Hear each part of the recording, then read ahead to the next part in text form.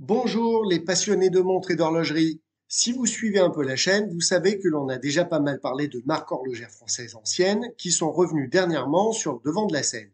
Eh ben ça va être encore le cas aujourd'hui avec une marque fondée en 1946. Après Kelton, Jazz et Japy, on part à la découverte de Napé.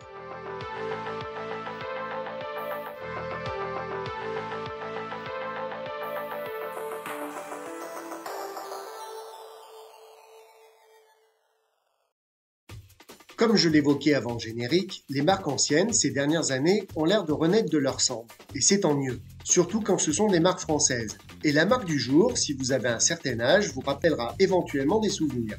On va évoquer rapidement le passé de la marque dans un premier temps, et ensuite on verra les montres qu'elle propose de nos jours.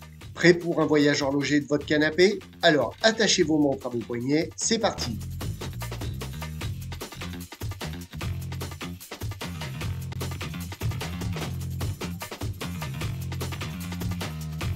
Lorsque Jules Napé fonde son atelier en 1946, il ne va pas mettre 20 ans à trouver un nom à sa marque, puisqu'il utilisera simplement son nom de famille. Pourquoi faire compliqué, direz-vous? Il s'installe, comme beaucoup d'horlogers, à Besançon, dans l'est de la France, et va commencer par produire sa première montre de poche à mouvement mécanique, bien entendu. À l'époque, je le rappelle pour les non-initiés, les calibres quartz n'existent pas encore. Après s'être fait la main sur quelques modèles à pousser, Jules Napé va enfin s'attaquer à la conception de montres à bracelet et en 1952, il va sortir la première Napé Aquasport. Et la montre va tout de suite rencontrer le succès, car c'est une montre robuste pour les sportifs amateurs et professionnels. Fort de ce succès, il va concevoir plusieurs modèles et la collection Aquasport, destinée à ceux qui aiment les sensations fortes, va se faire une jolie place dans le monde très concurrentiel de l'horlogerie française. Mais Jules Napé ne va pas faire que des montres pour les sportifs. Il va lancer plusieurs gammes de montres, dont des modèles habillés, qui vont également rencontrer un certain succès. Tout semble réussir à la marque et Napé sponsorise l'émission Reine d'un jour, où une Française, prise au hasard, vit comme une reine le temps d'une journée. Mesdames, mesdemoiselles, voulez-vous devenir reine d'un jour? Cette émission, présentée par Jean Nohain, une star de la radio et du petit écran de l'époque, connaît un très grand succès et fait connaître un peu plus la marque Napé. À la fin des années 50, la marque fait partie des marques horlogères les plus connues et appréciées par les Français. Et c'est sans compter sur le parrainage du Tour de France.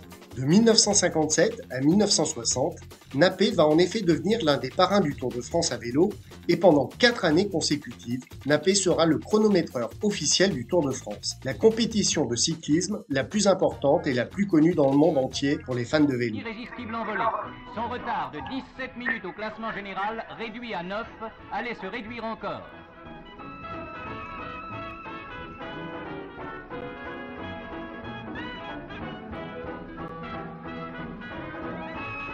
Il n'avait plus que 5 minutes au col du Granier et c'était l'arrivée. Plus rien ne semble arrêter l'ascension de Napé.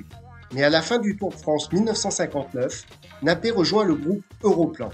Ce groupe est déjà composé de 4 autres marques horlogères bien connues, SK, Sima, Juvenia et Movado. Et ces 4 marques sont suisses. Napé se retrouve ainsi la seule marque française du groupe. Jules Napé pense certainement à raison que le nouveau marché européen commun, qui est né avec le traité de Rome de 1957, l'oblige à s'allier à d'autres marques pour être plus fort et partager les frais de publicité grandissants. Cette association ne durera pourtant que 2 ans.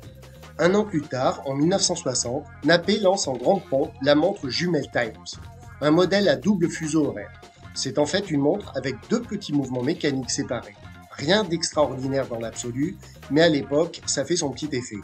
Napé se vantera ainsi au salon de l'horlogerie de Besançon de 1960 d'avoir inventé la première montre à double fuseau horaire. Bon, ce n'est pas tout à fait vrai car la première montre GMT fut inventée par Longines en 1925.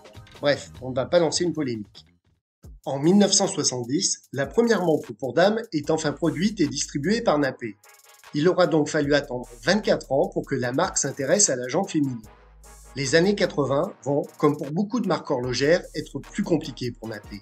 L'avènement du quartz et la concurrence japonaise vont malheureusement avoir la peau d'un très grand nombre de marques horlogères françaises et même européennes. Napé va quand même plus ou moins s'en tirer et en 1985, Napé va lancer sa première montre Moonphase. Une montre animée par un mouvement à quartz avec complication date et bien entendu une complication phase de lune. En 1995, Nappé est racheté par le groupe horloger Claude Hélier. Ce groupe ne vous parle peut-être pas beaucoup, mais dans les années 80, il a employé jusqu'à 180 salariés en France et fut à l'origine de plus d'une quinzaine de marques ou de reprises.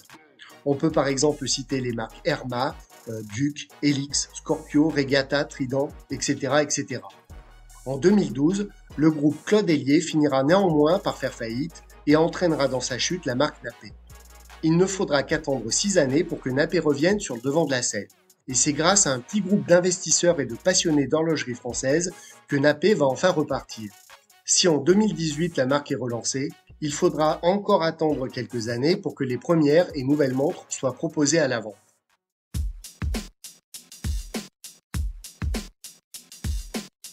On en vient donc à Nappé en 2024. Et Nappé est un peu au même titre que LIP ou Yema, une marque qui a connu des hauts et des bas, mais qui n'a jamais connu une fermeture définitive de plus d'une décennie depuis qu'elle existe. Et c'est plutôt rare pour être souligné. Comme je l'expliquais dans une précédente vidéo, rien qu'en France, ce sont des centaines et des centaines de marques horlogères qui ont existé et ont périclité dans les années passées. Les marques de plus de 70 ans encore en activité ne sont donc pas si nombreuses. Et Nappé, grâce à des passionnés d'horlogerie, qui ne viennent plus de Besançon mais de Paris, ont pris le risque de relancer la marque qui était dans un sommeil profond depuis 2012. Et le résultat est là, avec une gamme de montres assez étoffée, mais plutôt attractive. Bon, on ne va pas se mentir, dans le monde horloger d'entrée de gamme actuel, il n'existe plus de manufacture. Il y a 40 ou 50 ans, on pouvait acheter une montre entrée de gamme, dessinée, fabriquée et assemblée en France, ce qui n'est plus le cas aujourd'hui, mais commence à revenir tout doucement, avec justement LIP et Yema que je citais tout à l'heure. Et puis, la notion d'entrée de gamme dans les années 60 ou 70 n'était pas la même que de nos jours. Les montres étaient vendues beaucoup plus chères à l'époque. Bref, quoi qu'il en est, Nappé est revenu et propose environ une cinquantaine de montres sur le site officiel de la marque. Je vous mets bien entendu le lien dans la description de la vidéo. Mais attention, si Nappé vend une cinquantaine de montres, il n'existe que 3 collections de montres. La Renaissance, la Skeleton et la De Vosges. Les variantes disponibles et les différences sont donc parfois minimes, avec simplement un changement de bracelet ou une couleur de cadran différente. Et si les modèles Renaissance et De Vosges sont intéressants, à mon avis, et ce n'est que le mien, les modèles Skeleton ont moins d'intérêt, car ils reprennent esthétiquement les bases de la Renaissance, mais offrent simplement en plus une vue du mécanisme. Au niveau mécanique justement, si les De Vosges embarquent des mouvements Seiko NH005 et les Skeleton des calibres Miyota 8N24, les montres Renaissance sont toujours à mon avis les plus intéressantes, avec des Miyota 8315. C'est vrai que les Renaissance ont ma préférence, même si je trouve les De Vosges pas mal du tout, avec leur boîtier rectangulaire. Mais les modèles Renaissance ont ce petit truc en plus. Est-ce le boîtier octogonal ou le fait qu'une montre française à 279 € embarque un calibre avec 60 heures de réserve de marche qui m'attire le plus? Je ne saurais pas dire. Peut-être un peu des deux, tout simplement. Mais oui, quitte à me répéter, c'est quand même rare de trouver une montre à un tel tarif avec un mouvement qui dispose d'autant de réserve de marche. Généralement, dans cette gamme de tarifs, on trouve surtout et principalement des montres équipées de Seiko NH35 avec une réserve de marche d'environ 40 heures. C'est donc un très gros bon point pour la Nappé. Pour finir, tous les boîtiers de toutes les montres sont conçus en acier 316L. Toutes les montres ont aussi des fonds transparents et tous les verres sont de type saphir, donc plus résistants que des verres minéraux standards. Bref, Nappé ne se fout pas de ses clients et propose de bonnes montres à des tarifs très contenus. Et vous, qu'en pensez-vous de ces montres? N'hésitez pas à le dire en commentaire. Votre préférence va à quel modèle? Et si vous avez une montre vintage Nappé, en êtes-vous content ou pas?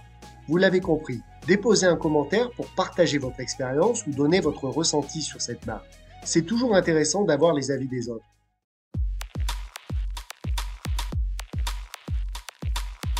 Si, comme beaucoup d'autres marques françaises, revenues d'outre-tombe, Nappé a encore du chemin pour reconquérir le cœur des passionnés d'horlogerie. Cependant, Nappé, par rapport à d'autres, comme Jazz ou Japy par exemple, propose du nouveau en s'inspirant de l'ancien et plutôt de belle manière. En effet, Nappé propose des calibres mécaniques automatiques et les caractéristiques techniques des montres, en plus d'être assez qualitatives, sont clairement exposées aux potentiels acheteurs, alors que Jazz et Japy, pour ne citer qu'eux, ne sont pas très transparents et semblent seulement attirer le client avec l'effet nostalgique du vintage. Pour info, regardez cette vidéo, toujours disponible sur la chaîne pour vous faire votre idée. Et Nappé, fort de son histoire, ne porte pourtant pas de coup de massue à ses clients et propose des montres qui vont de 279 à 349 euros. Et ça, ce sont les tarifs officiels que vous trouverez sur le site Nappé. Mais en cherchant bien, vous trouverez certains modèles à moins de 240 euros chez d'autres revendeurs. Et hop, je vous mets quelques liens revendeurs en description si ça vous intéresse. Voilà, c'est tout pour cet épisode horloger. J'espère que cette vidéo vous aura plu et que vous mettrez un petit like. N'hésitez pas à laisser un commentaire et abonnez-vous pour être averti des prochaines parutions et faire un peu plus connaître ma chaîne. Merci d'avance. Et si vous aimez les montres vintage, pensez à aller faire un petit tour sur mon site jardindecadeaux.com, une boutique déco et cadeaux familiale qui propose entre autres des montres réellement anciennes avec des histoires et du vécu. D'ailleurs, des montres Nappé des années 60 et 70 vont bientôt arriver.